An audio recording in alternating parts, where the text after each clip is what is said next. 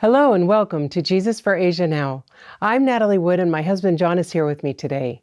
Hello, love. Hi, darling. How are you? Good. Awesome. I'm excited about today's show because today we're going to two schools. Yeah. Actually, one of them isn't quite a school yet. No, it's a dream. Right. It's a need and it's an opportunity. The other thing we have the privilege of doing today is meeting a Bible worker. Yeah. This is a Bible worker up in the same state that the new school is in. It's in the northeast corner near Assam, where we went to recently. Okay. So our first school is actually located in Bangladesh. That's right. It started a few years ago when some friends of ours actually went to Bangladesh and met this young man and heard his burden for the school. Yes. And so we started helping. That's right. And we built the school and they started with a few children and started growing and now it's quite a thriving little place and the kids are loving it. Awesome. Awesome. Well, we have some video. Okay. So let's go ahead and watch the first one now. Okay.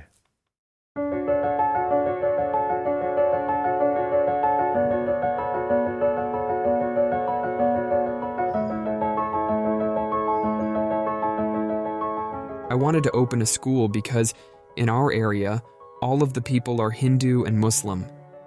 In the past, there were many Christian families, but when the churches closed 15 years ago, they went back to their old religion. We built a school because if we teach the kids first, they will help us to share our God's message with their parents. If we share things with the children's parents, they don't listen. If they listen, they forget it when they get back to their houses. But we will teach the children, and they will help to teach their parents. In our area, most of the people are needy and poor, but if we give them instruction and some food, maybe someday they will make good leaders. If they do not come to school here regularly, maybe the parents will send their children to the fields to work. That's why we made a plan to build a school.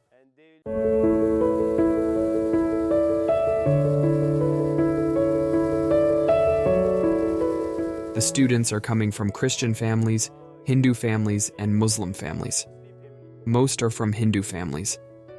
At first, when we taught them, they did not listen to our stories about Jesus. Their minds were in another place. But we teach them many stories about Jesus.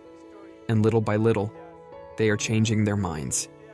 And now they are listening to our stories about Jesus, and they are reading the Bible. Also, they share what they are learning with their parents. A few days ago, 8 students accepted our Jesus, and their parents also accepted our Jesus.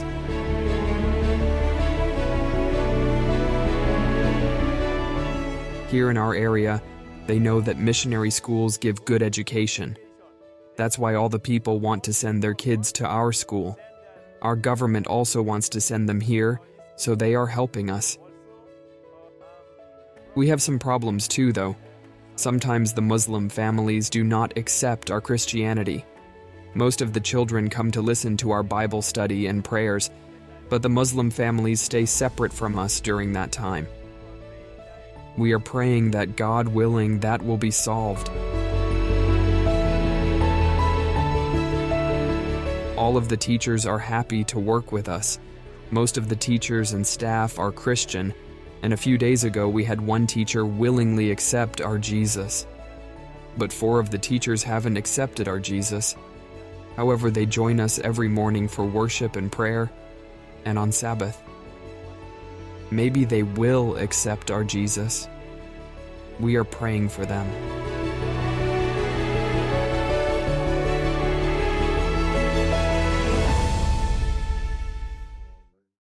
Wow, that's really nice. Yeah, you notice it says evening school, but it's actually a day school. We wanted to start out with an evening school, but they figured that the kids don't have a day school that they go to. Like the evening schools that we have in India, they go to a regular school during the day. In the evening, it's like tutoring, really helping them, and also doing character training and things like that. So when we tried to start the evening school up here, the name stuck, but they have the evening school in the morning. And then the Muslim kids wanted to, or the Muslim families wanted to have their kids in the school also, so they started an afternoon program for them. But they all joined together for the free lunch. And this is in a very poor area. So this really helps with their malnutrition issues that they have. So we started this school in 2019, and at the very beginning, there was nothing there. So we had a couple ladies go to India a couple years ago for the grand opening for this school. Yes. And so there's a plaque there with their names on it that they were there for the grand opening. Yes. And it was really neat for them to go and see because they love the children also. Yes. And so they really enjoyed having the opportunity to be there for the grand opening. Right. Yeah. All right. Well, let's watch that video now. Okay.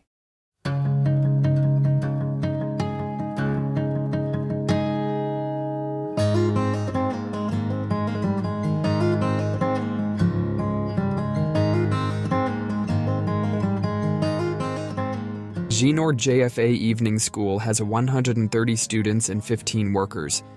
There is one school van driver, 3 cooks, and I am the school facilitator. And the other 10 are the school teachers, the principal, and 1 office manager. And there are 6 grades: kindergarten, grade 1, grade 2, grade 3, grade 4, and grade 5. In the beginning, we opened with only 3 grades, but last year we requested help from JFA to have 6 grades.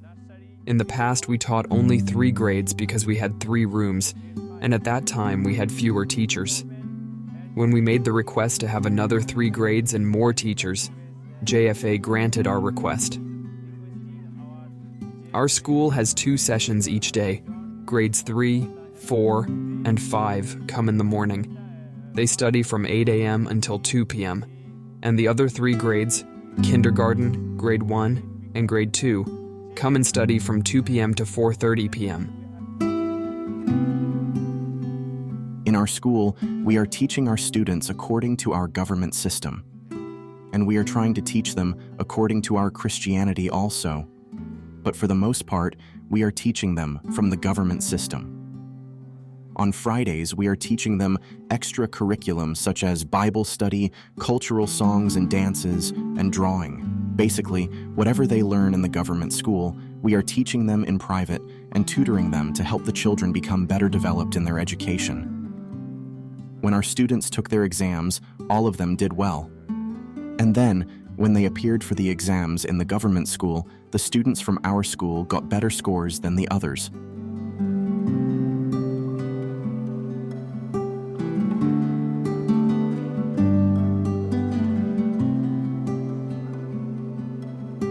I am very happy because I am working here.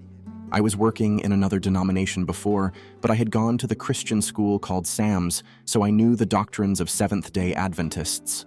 So when I was working in various positions in the other denomination, I was not satisfied because they denied the Sabbath and other truths also. I also like working here because I am working with children, and working with children is my favorite. I have seen that our children are different from other children. They come to know our Jesus and eagerly receive everything, and they learn how to live their lives as Christians.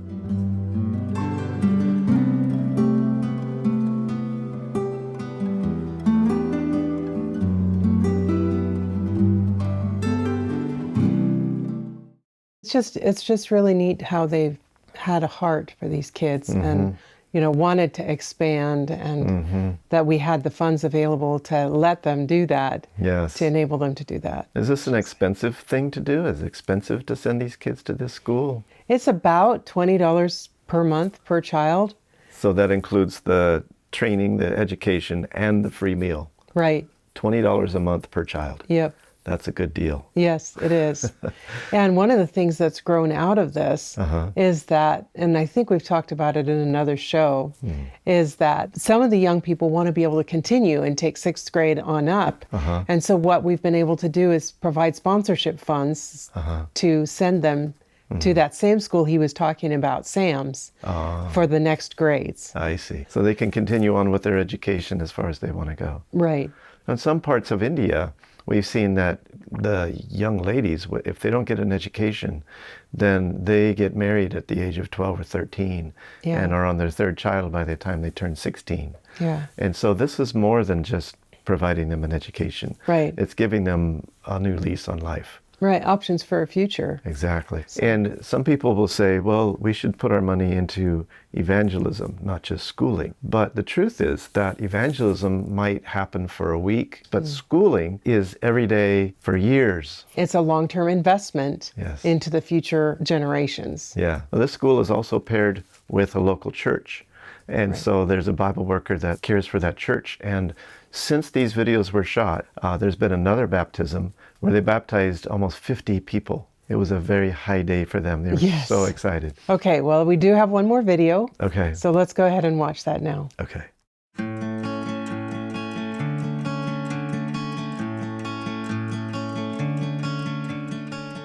We have selected 8 students to go to SAMS. SAMS started in 1993. The school can handle about 1,000 students. The students all stay in the dorms, and I think there are about 54 staff on the campus. The students can study there up to 12th grade, and after that, they can go to the Bangladesh Adventist Seminary and College. SAMS is a very disciplined place where children can learn very well. And for children to go there, they will need around 3,600 DACA per month. All of the students that we want to send live in poverty. Their parents are very poor, and they are eager to send them to SAMS.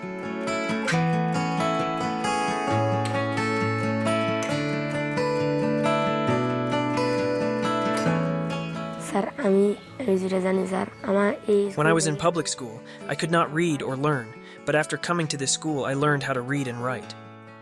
I was a Hindu, but this school changed my life. When I came to know about Jesus, I thought, this is better than our religion.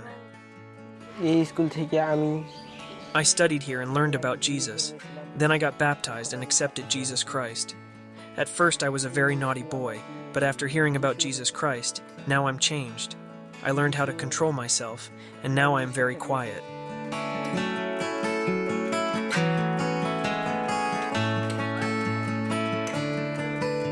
We are so poor, but I want to go to SAMS to study more. And after my studies, I will work for the Lord. If I stay here at home, I'll need to go to work, and that will hamper my studies. That's why I'm going to SAMS to get a better education. Because we are very poor, I know that if I do not go to SAMS, my studies will not be continued. That's why I want to go there, and I will learn more about Jesus.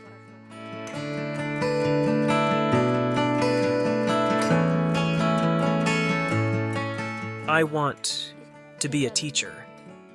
I want to be a preacher of the gospel. Teacher. I want to be a teacher. I want to work for Jesus Christ. Teacher. Doctor. I want to serve the people. আমি nurse হতে চাই। I want to be a nurse to serve the people. And I want to give the good message about Jesus.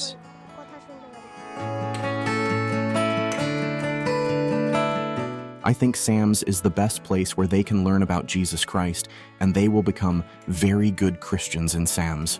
And when they come back from SAMS, after completing their education, I think they will be leaders and missionaries.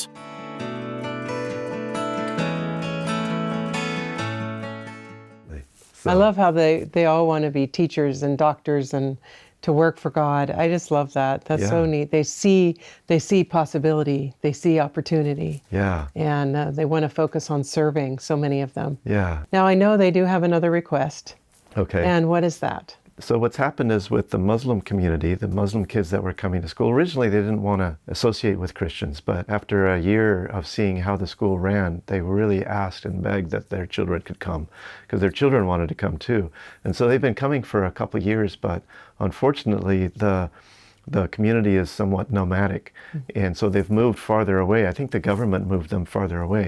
And so they're asking for a vehicle that they can bring those children every morning and take them back every evening. And we told them we didn't have the money for that vehicle. So we're praying that that request can be granted, that those kids can join the school again. We're going to leave Bangladesh now and go Yep. to India. Yes. And we're going to the northeastern state of Tripura. We have a special connection to this young man that we're going to see in the next video. Okay. A friend of my mother's. Their family was friends of our family as we were growing up. And she and her husband started going to India. And while they were visiting there, they met this young man. And he shared with them his dream of having a school in this area of Tripura. Recently, Jonathan and Hannah, our foreign correspondents over there, were able to go and visit him and get a little bit of insight into his background, his life, and his dream. Okay, we only have one video from this place because it's not anything really yet except a piece of land and a young man with a dream. Right. So let's meet Gabriel now. Okay.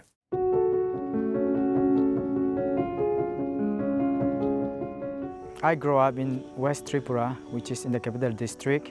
My father is a daily wages laborer. My mom is a housewife. And so I did not go to school in my early child because my parents were too poor to send me to school. So as a child, I have never been to school until the age of 11 when we converted to a Seventh Adventist, and when I was given a sponsor through ACI programs, Adventist Child of India. So that's when I went to Adventist boarding school. Since I have never been to a school in my early life, I would question, why, Lord, I am not able to go to school like the other students go. So I can understand how it is feel like to stay at home than going to school. And I see here we have so many Adventists, they're just trying to survive. They don't go to school, who live in the mountains, hills. So my vision for this school is to give education to everyone. The land was found by one of our church members, and this is about 18 kilometers from our state capital, and from my home it's about 35 minutes of drive by motorcycle. And here there was not even a single Adventist in this locality. So I'm surprised to know last week that we have a church members near my village, and his wife is from this village. And so we are trying to get contact with her, so it could be easy to approach, because this is completely new to us, this place. I want through school, the first and foremost things is to reach out the community, the gospel of Jesus Christ, and to train them spiritually, physically, mentally in the knowledge of Christ, so that we can prepare them in coming of our Lord Savior Jesus Christ. We want to have till high school, class 12, but it's right now it may not be possible, but we want to start from maybe nursery to class 4, and then year by year we step up.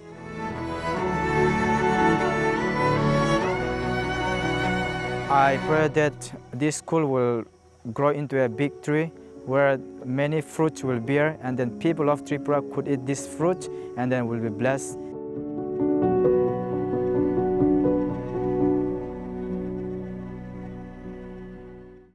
It's got a great vision.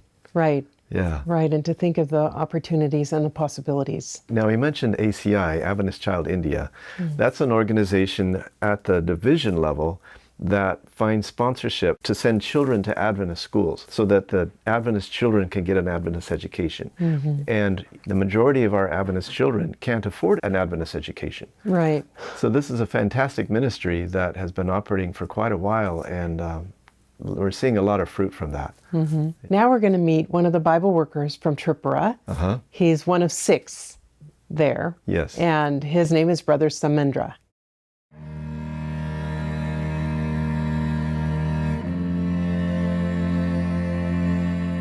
My father told me that in the past, my family was Roman Catholic. Then, I don't know what the problem was, but they came out from Catholicism and became Hindus again. Then, in 2006, some pastors came from Jharkhand, and they preached and they told us about the gospel from the Bible. After that, our family decided to accept Christ. I was the first to get baptized, and after that, my father and the rest of my family all accepted Christ. I studied in Spicer Adventist University and got my bachelor's in theology. In 2019, I completed my studies, and after that, I came back, and in 2020, I joined this work and became a JFA worker.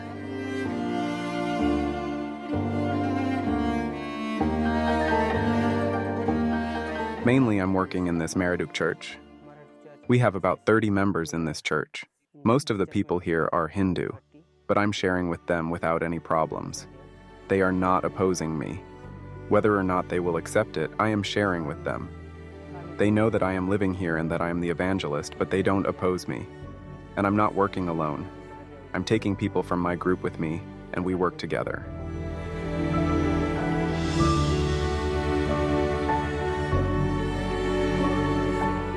There are some new areas that we have entered. One is Jinoir. There are 5 families there, and they are worshiping in a house. They've only been meeting for 8 or 9 months, so they're a new group and don't have a church building yet.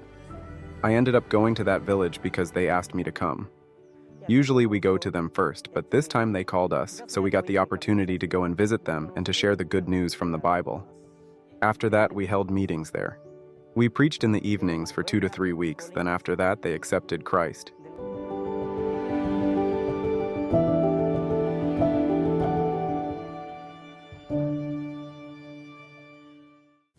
Isn't that neat to see a young man and all the people that are hungry for the truth responding? And without him, those churches might not be able to exist because there's just not that many pastors available. Right. And they don't have the funds to really hire more pastors. Right. And so the Bible workers are carrying a lot of responsibility. Right. And I like how he said he takes people from his group with him when he goes visiting. So he's trying to share that service, that love for... Yeah, disciple making. Yes. Absolutely. All right, we have another video from him as well. Okay. There is another village that we visited where most of the people were Hindu. Only one Christian family was there and everyone else was Hindu. And because the Christian family was our relatives, we went there often to visit them. Because we came so often, there was a man who realized that we were Christians. Then we found out that he was the second highest Hindu priest in the village. My health was not very good at that time, but one of the villagers' families here was already Christian and their lives looked good to me. So I asked him, "How is your family?" And he said that they were all doing well. Because of that, I started to think about becoming a Christian myself. Then when he called us and we went to his house, we introduced ourselves as Christians and told him that we are sharing God's word and we are preaching for God. We told him that if there was any problem, to tell us, but if not, then it's okay. Then he said, "It is no problem. Just preach. Tell us about the good news from the Bible. Tell us what is good. We have to listen." Then we said, "Okay, no problem, we'll do it." At that time, I was like a madman. I didn't roam in the jungle, but I roamed around in the city. I just roamed around not knowing where to go or what to do. My parents had taught me how to do the ritual Hindu services, but I think I didn't do things the proper way, so the Hindu gods made me mad. It was not a good life.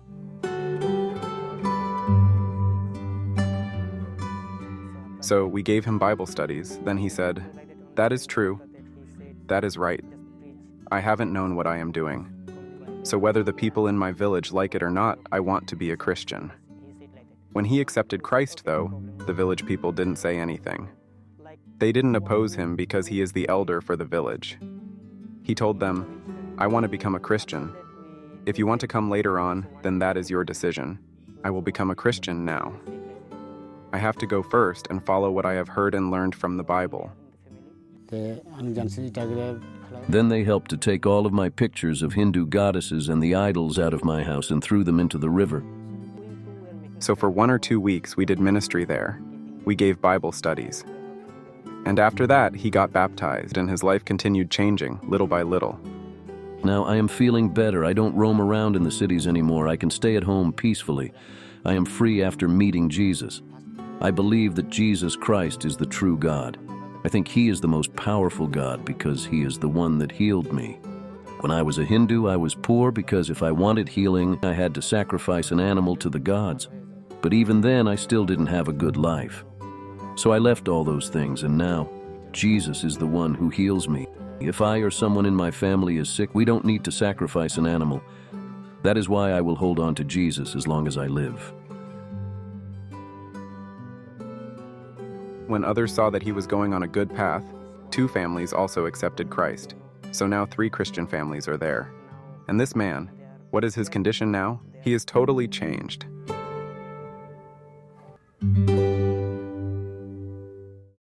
You know, you hear about statistics, so many baptism stuff, but to see the life of somebody that gets changed by Jesus.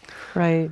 It's so neat because he's like, we don't have to sacrifice because Jesus is the one who has the ability to heal us. And that freedom from just roaming around angrily, you know, just that's so beautiful. Yeah. And those evil spirits that he was worshiping before, they do mess with the mind. And they can really, you know, mess people up, and that's what was affecting him. And now Jesus has given him that freedom, right. And he's one of the elders of the village, so others are starting to follow. Very beautiful. Okay, we have one more video. Okay. With Brother Samendra. Okay.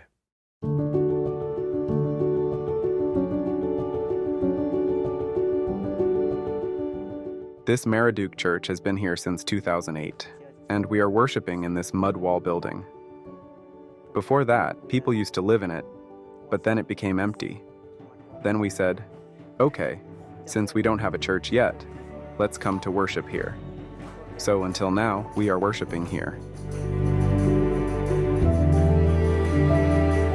The members are increasing more and more, and we feel that if we can get help from somewhere to build a church, it will be better. I think that because we don't have a church, people don't think it's a church when they see it. So many people are asking us, where is your church? It is inside the village, and people are not seeing it as a church because it looks like a house. Church members also are asking when we will get a church. They are expecting to get a church. We tell them, yes, but what shall we do? We have a problem. Let's wait and see. Maybe God will provide resources from somewhere else.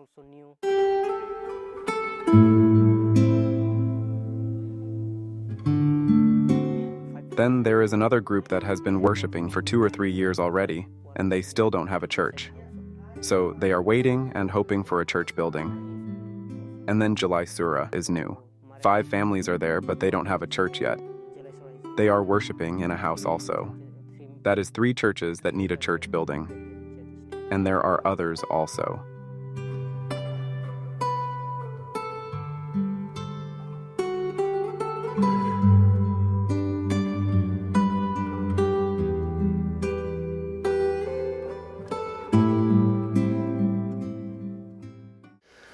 So they're asking for 3 churches. And there are others that need church buildings also, he said. Amazing. If you would like to learn more about building churches, sponsoring Bible workers, building the school, or helping to sponsor children at any of the schools that we've talked about, please contact us at Jesus for Asia, P.O. Box 1221, Collegedale, Tennessee, 37315. Call us at 423-413-7321, or visit our website at jesusforasia.org. May God richly bless you until we see you next time on Jesus for Asia Now.